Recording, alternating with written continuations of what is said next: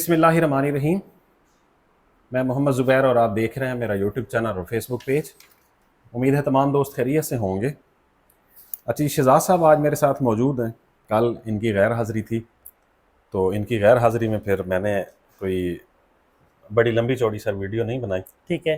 तो मैंने सोचा था कि जब आप आएंगे हम्म, तो इंशाल्लाह फिर हम पंजाब एजुकेशन फाउंडेशन पेफ, हाँ जी, इसमें क्योंकि बहुत सारी सीट्स आई हैं, ऐसी है। तो अब उनमें से हम सारों पे तो बात नहीं करेंगे, हम्म, लेकिन 4 पे हम बात करेंगे, ओके। जिसमें एक डिप्टी डायरेक्टर की हाँ जी, डेजिग्नेशन है, हाँ जी। असिस्टेंट डायरेक्टर का डेजिग्नेशन है, ऑफिसर्स का, हम्म, और उसके बाद है एग्जेक्टिव का। ओके। ठीक है जी, जी, एग्जेक्टिव असिस्टेंट का। जी, तो इन पर हम बात करेंगे। जी। तो एक तो सर आपका शुक्रिया। सर थैंक यू टू अच्छा, आपका भी। दूसरा सर ये है कि ये जो पेफ है, हम्म, इस वक्त ये फेस है स्कूल एजुकेशन डिपार्टमेंट का। ऐसी।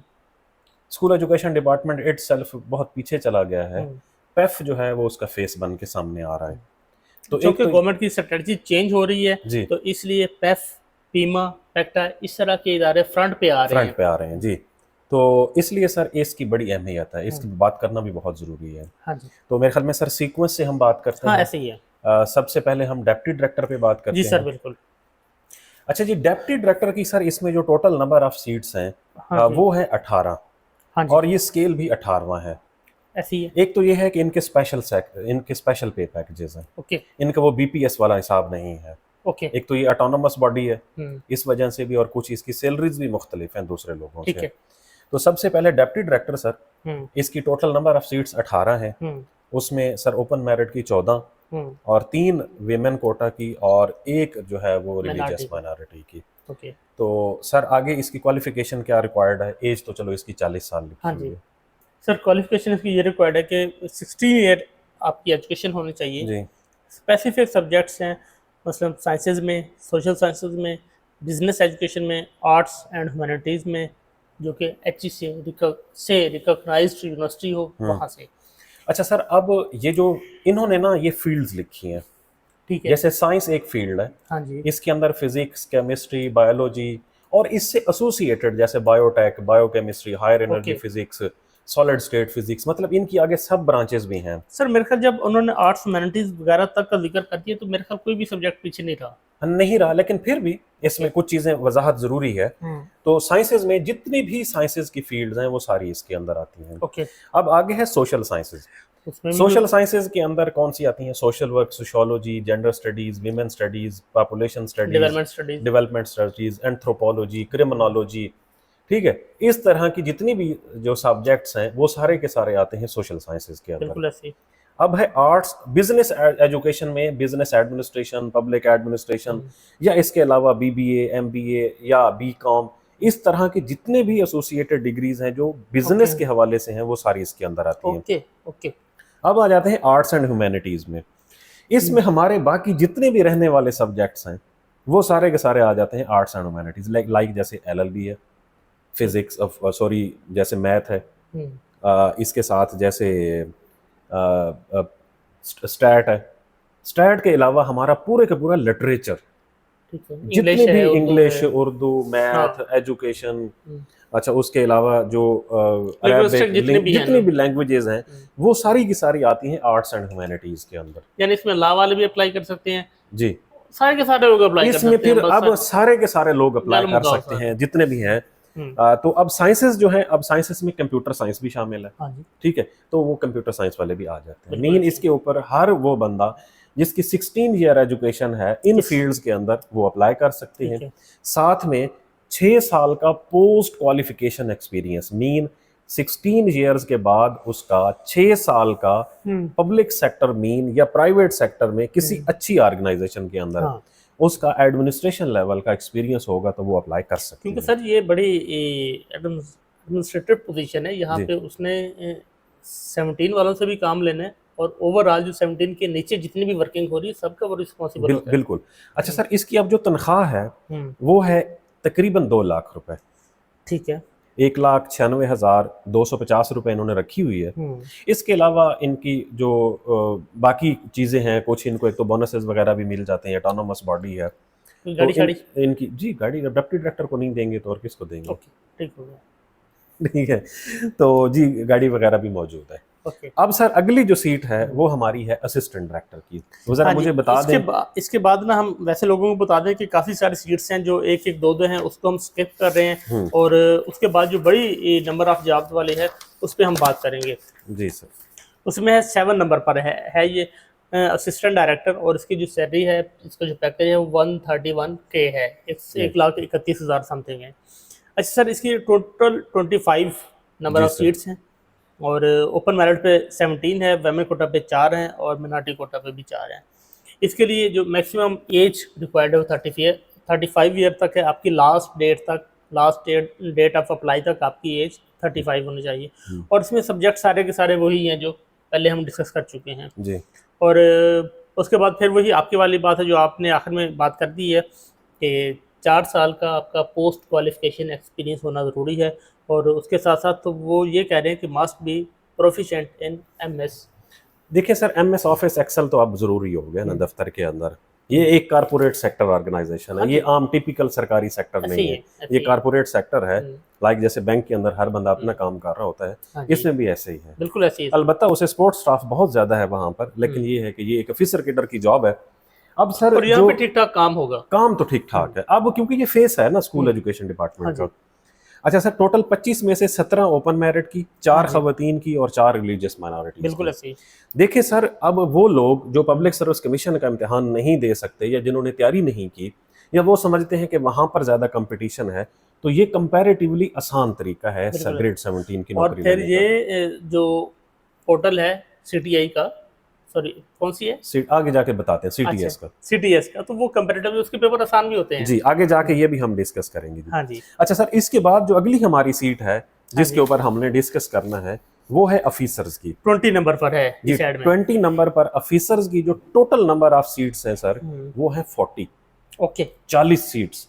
ये मेरा ख्याल है कि राउंड अबाउट जिसका असिस्टेंट होता है जी, ये असिस्टेंट उस तरह का, लाइक जैसे असिस्टेंट SNGAD और असिस्टेंट पंजाब पुलिस में आती है ना जब जॉब, या अभी assistant labour and human resource passive के अंदर आई हुई है, इसका पे पैकेज भी उसी तरह से डिजाइन किया गया है। ठीक है। मेन ये इसका पे पैकेज जब देखें आप तकरीबन 95,000 के करीब है, तो उसका पैकेज उसी तरह से डिजाइन किया गया है। अब सर इसकी जो 27 ओपन मेरिट की, 10 खवातीन की और 3 जो है रिलीजियस माइनॉरिटीज की हैं। इसमें स्पेशल पर्सन की सीट्स नहीं है। हाँ, अब आगे आके मैं आपको बताऊंगा।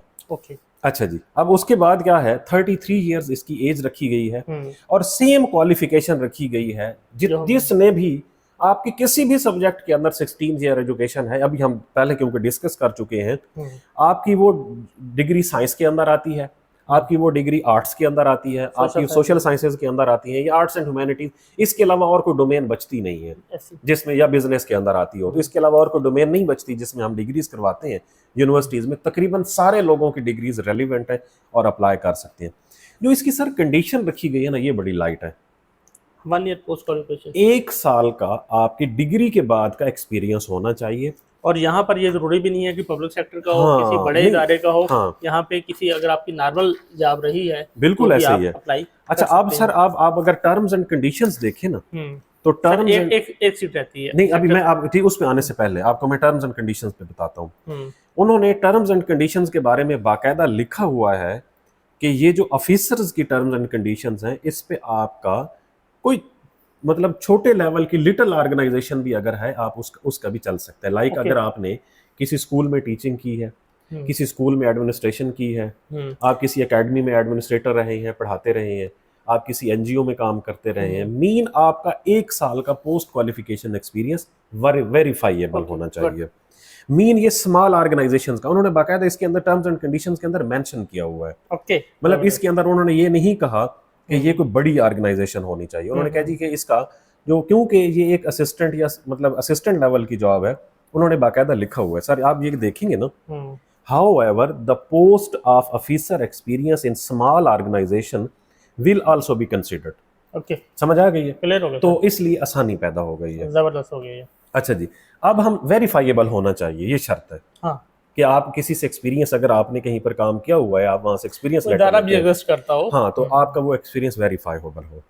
अब सर इसकी सारी चीजें समझ आ गई। अगली आप कौन सा कह रहे थे जो हमने डिस्कस करनी है? 30 नंबर वाली है एग्जीक्यूटिव असिस्टेंट की। इसका जो पैकेज है वो 66,000 है, और 15 इसकी टोटल सीट्स हैं। ओपन मेरिट पे 9 है, वेमन कोटा पे 3 है, मिनार्टी कोटा पे 2 हैं, और यहाँ पर स्पेशल पर्सन के लिए 1 है। मैं इसलिए कह रहा था हम आगे जाएंगे तो आपको समझ आ जाएगी। तो इसलिए इसमें डिफरेंट एबल पीपल्स को डाला गया है और उनकी 1 सीट है।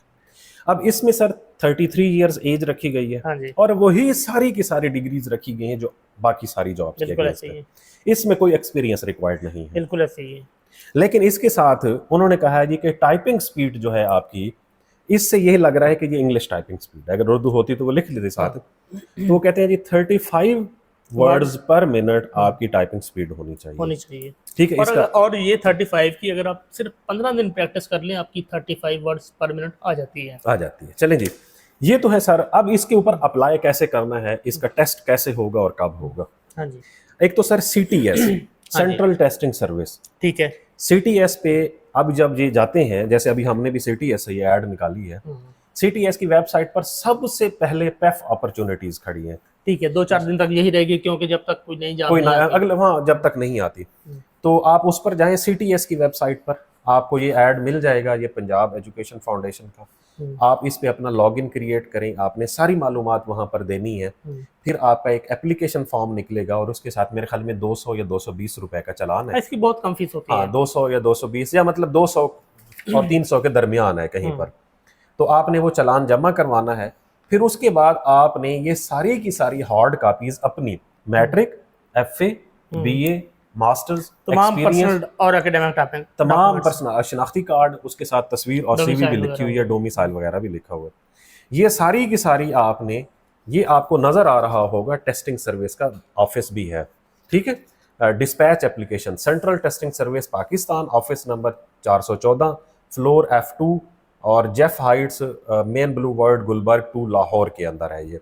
ठीक है, सर तो इसमें ना 2 डेट्स इन्वॉल्व हैं कि 6 अक्टूबर 2025 तक शाम 5 बजे तक आपने अपना ऑनलाइन अप्लाई का काम मुकम्मल कर लेना है। ठीक है, और उसके बाद आपके जो डॉक्यूमेंट्स हार्ड कॉपी में जाने हैं वो 9 अक्टूबर 2025 शाम 5 बजे तक इस एड्रेस पर जो अभी आपने बताया है वहाँ पर पहुँच जाने चाहिए। मीन के 6 आखिरी डेट अप्लाई की है ऑनलाइन की। और 9 तारीख तक हार्ड कॉपी सबमिट होनी जी, चाहिए। बिल्कुल। मीन आगे 3 दिन उन्होंने दिए हैं। हाँ जी। ये तो सर हो गया ऐसे। अब सर हम आ जाते हैं इसका टेस्ट कैसे होगा और शॉर्टलिस्टिंग कैसे होगी। हाँ, सर इसका टेस्ट 100 नंबर का। CTS के बारे में मैंने क्योंकि पहले ये बताएं कि जितने लोग अप्लाई करेंगे क्या उसमें शॉर्टलिस्टिंग होगी या नहीं, टेस्ट सब लोगों का होगा। टेस्ट सब लोगों का और होगा? 50 नंबर इसमें भी लिखा हुआ है कि 50% नंबर आपके पासिंग मार्क्स होंगे। हाँ जी, बिल्कुल लिखा हुआ है। और जिन लोगों के ज्यादा 50 से ज्यादा नंबर आएंगे फिर उनमें से शॉर्टलिस्टिंग लोगों को बुलाया जाएगा फॉर इंटरव्यू। ओके। अच्छा, अब सर आ जाते हैं इसका टेस्ट कैसे होता है और कब होगा। CTS के बारे में मैंने मालूमात लेने की कोशिश की है। इसका आम पब्लिक सर्विस कमीशन के इम्तिहान की तरह का ही पेपर आता है। तकरीबन वही 8 से 10 पोर्शन, वही जिसमें जनरल नॉलेज है, मैथ है, मैथ के साथ एनालिटिकल रीजनिंग के क्वेश्चन आते हैं, इंग्लिश आएगी, उर्दू, कंप्यूटर, इस्लामियात, कंप्यूटर और पाकिस्तान स्टडी और जियोग्राफी, ज्यादा ये पोर्शंस होते हैं इसके अंदर। इस्लामियत। तो ये आम, हाँ, ये आम जो पब्लिक सर्विस कमीशन की हम तैयारी कर रहे होते हैं, ये बिल्कुल उसी तरह की अगर कोई भी किताब ले ली जाए तो उससे इनकी तैयारी हो सकती है। ओके। एक चीज अगर है इसमें थोड़ी सी मुख्तलिफ, वो है एनालिटिकल रीजनिंग के 8-10 सवाल आते हैं। तो एनालिटिकल रीजनिंग के लिए एक तो ये है कि मैं वो डॉक्टर वकास साहब की जो लेक्चर्स हैं रिमेनिंग मेरे पास 6 जो मौजूद हैं, उनकी मैं एक प्लेलिस्ट बना के लगा दूंगा। वो भी एक तो आसानी हो जाएगी, डॉक्टर साहब क्योंकि अभी भी पढ़ा रहे हैं। अब सर आते हैं कि इसका पेपर होगा कब। हाँ जी। मैंने जिस दिन आपने मुझे ये ऐड शेयर किया था तो मैंने उसी दिन डायरेक्टर पेफ से रब्ता किया था। ठीक है, तो मैंने उनसे पूछा, मैंने कहा सर ये कब तक एक्सपेक्टेड होगा। एक तो मुझे उन्होंने ये कहा कि ये 100% मेरिट पे लोग रिक्रूट होते हैं, पहली बात। दूसरी बात, उन्होंने मुझे कहा कि जुबैर ये हमें जल्दी लोग चाहिए। ठीक है। तो उनके बकौल ये है कि अगर 6 तारीख आखिरी डेट है तो अगले महीने की 6, 7, 8 तक ये प्लान हो जाएगा।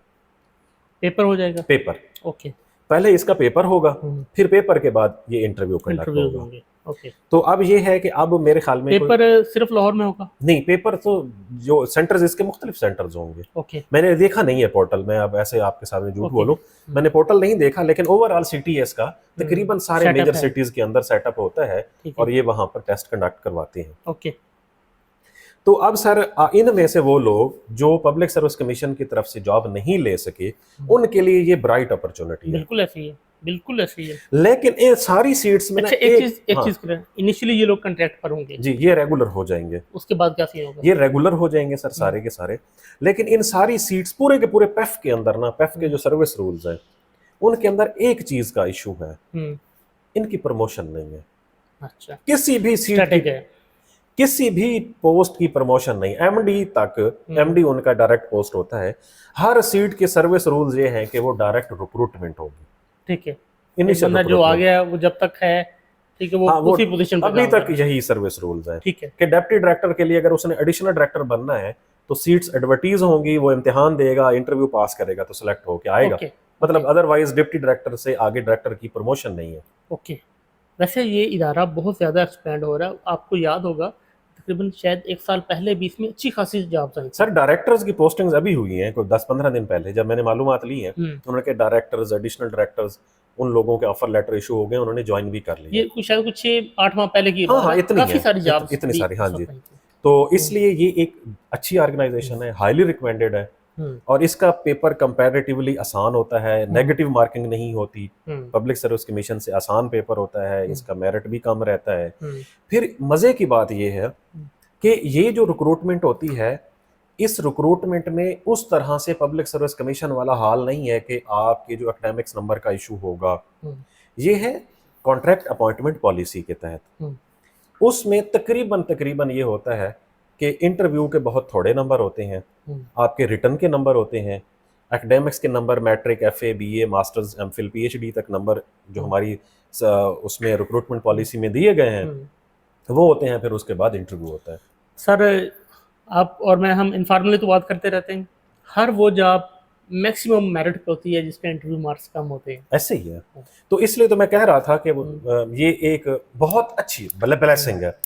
अब उन लोगों के लिए तो खास तौर पर जिनका एसडीईओ पीरा के लिए एज कम हो गई थी कट ऑफ डेट की वजह से, और सब इंस्पेक्टर के लिए एज ज्यादा हो गई थी, दोनों सूरतों में ये उनके लिए ब्लेसिंग है। बिल्कुल ऐसे ही है, और बहुत अच्छी बेहतरीन जॉब है। तो हम भाई, मैं और शहजाद साहब जाती तो हाँ हेड। अच्छा, दूसरी बात ये है कि इसकी प्लेस ऑफ पोस्टिंग सिर्फ लाहौर में है। मतलब अभी कल परसों भी मैंने जब वीडियो लगाई थी तो लोग पूछ रहे थे कि इसकी प्लेस ऑफ पोस्टिंग कहाँ पर है। ये सिर्फ लाहौर बेस्ड है और पूरे पंजाब से लोग अप्लाई कर सकते हैं। और इस पे हजारों हाँ, हमारे एक देखने वाले ने पूछा हुआ था कि जी हम चूनिया वाले अप्लाई कर सकते हैं या नहीं कर सकते। ज़ाहिर वो इंडिया के साथ लगता है ना, इसलिए वो, तो मैंने कहा चूनिया नहीं, वो चले चूनिया वाले क्योंकि वो करीब पड़ते हैं छांगा मांगा के, तो वो जरूर अप्लाई कर सकते हैं। जी सारे लोग अप्लाई कर सकते हैं, आप में से जो पंजाब का डोमिसाइल है, जिस भी शहर का है, आप जरूर अप्लाई करें। और ये एक बहुत अच्छी ऑर्गेनाइजेशन है और इसका फ्यूचर बहुत अच्छा है, ठीक है। और ये प्रायोरिटाइज है इस वक्त, ये ऑर्गेनाइजेशन प्रायोरिटाइज है, तो इसलिए मेरे ख्याल में इससे अच्छी ब्लेसिंग कोई नहीं हो सकती। सर, तो सर मेरी तरफ से तो यही, आप कुछ ऐड करना चाहते हैं? नहीं सर, बस चलें जी। उम्मीद है आप लोगों को मालूमात मिली होगी, हमारी तरफ से बेस्ट मालूमात थी। आप लोग हमारे चैनल्स को सब्सक्राइब करें, ये वीडियो जहाँ पर भी देखते हैं आप ज़रूर सब्सक्राइब किया करें ताकि आप लोगों को ऐसी मालूमात मिलती रहें। बहुत शुक्रिया।